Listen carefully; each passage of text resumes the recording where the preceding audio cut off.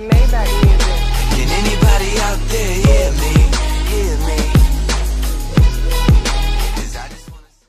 Assalamualaikum warahmatullahi wabarakatuh. Apa kabar semuanya? Semoga selalu dalam keadaan sehat jasmani dan rohani. Kali ini kita akan membahas subbab terakhir dari bab 1. Mata pelajaran bahasa Indonesia, yakni D.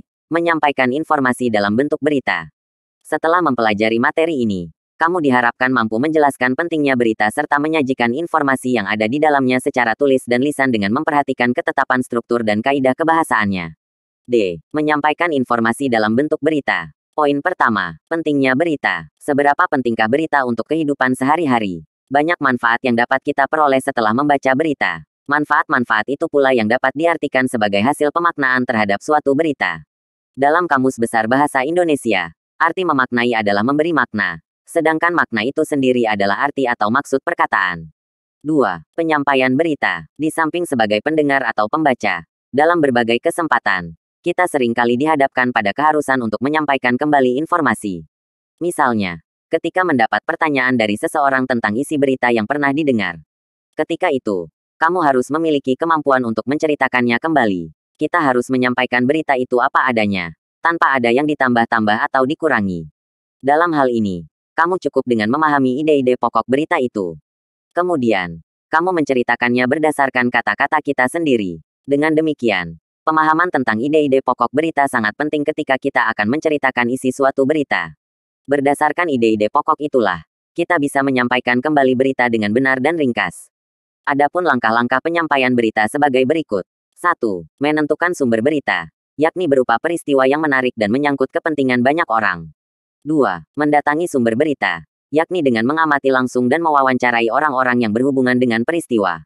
3. Mencatat fakta-fakta dengan berkerangka pada pola adik Simba. 4. Mengembangkan catatan menjadi teks berita yang utuh, yang disajikan mulai dari bagian yang penting ke yang kurang penting. Untuk lebih jelasnya, perhatikan gambar langkah-langkah menulis berita berikut.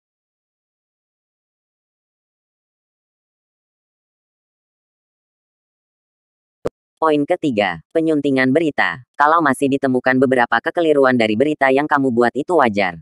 Masih ada satu tahap lagi yang harus kamu lalui sebelum berita itu dipublikasikan, yakni penyuntingan.